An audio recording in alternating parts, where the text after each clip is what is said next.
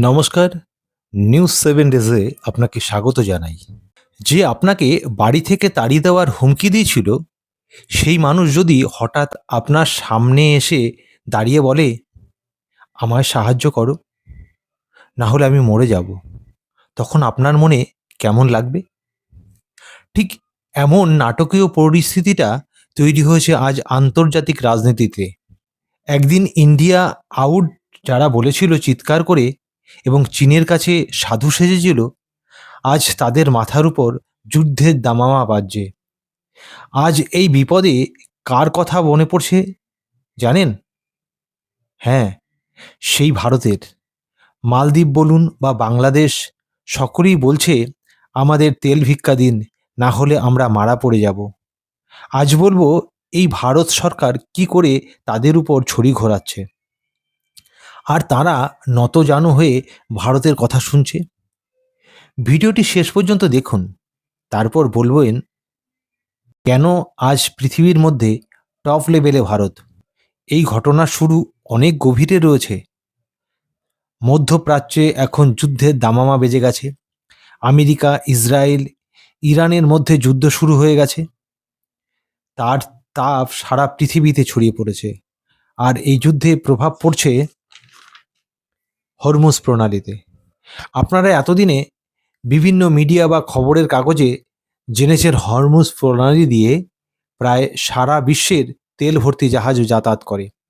এই যুদ্ধের জন্য এই পথ এখন বন্ধ। আবার মালদ্বীপ তাদের জ্বালানি সংগ্রহ করে ওমান থেকে। পথ বন্ধ থাকার কারণে তারা আর জ্বালানি সংগ্রহ করতে পারছে না। দেশে বিদ্যুৎ বিভ্রাট, গাড়ির চাকা বন্ধ, সমস্ত শিল্প যেন কার্যত বন্ধ হয়ে গেছে। আবার পড়শি দেশ বাংলাদেশ, এর কথাই বলি, তাদেরও একই অবস্থা। শিল্প ধ্বংস, বিদ্যুৎ বিভ্রাট, জ্বালানি সংকট। আর তখনই মনে পড়ে গেল ভারতের কথা। তারা এখন নতজানু হয়ে তেল ভিক্ষা চাইল ভারতের কাছে। আবার দেখুন, মালদ্বীপ ভারতকে পাত্তা না দিয়ে চীনের সাথে মাখামাখি করছিল। তারা জানে না বাপেরও বাপ থাকে।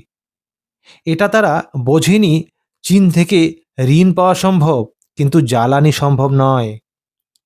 এমতাবস্থায় মালদ্বীপ ভারতের কাছে তেল চাইছে। ভাবুন তাহলে, যাদের দুদিন আগে পাত্তা না দিয়ে চীনের সাথে সংসার পাততে চেয়েছিল, আজ ফিরে এসে ভারতের কাছে ভিক্ষা চাইছেন। একই পরিস্থিতি বাংলাদেশেরও। সে দেশের রাজনৈতিক অস্থির অবস্থার জন্য গো ব্যাক বলেছিল, দিল্লি না ঢাকা বলেছিল।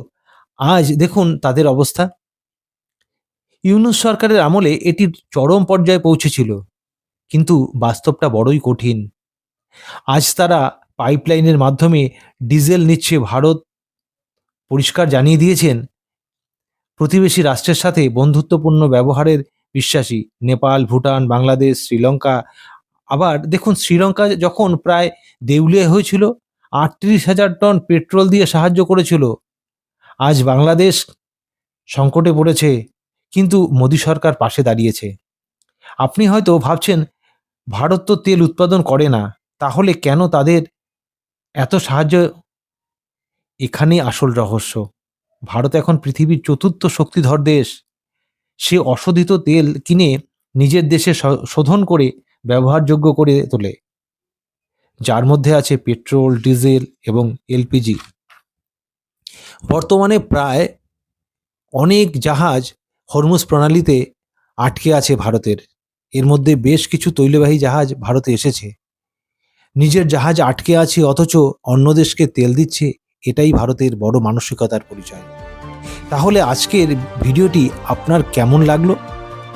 ভালো লাগলে সকলের সাথে শেয়ার করুন ও লাইক দিয়ে আপনার মূল্যবান মতামত পোষণ করুন। আর আমার এই চ্যানেলটিকে সাবস্ক্রাইব করুন এবং বেল আইকন প্রেস করুন, যেন পরবর্তী ভিডিও নোটিফিকেশন আপনার কাছে পৌঁছে যায়।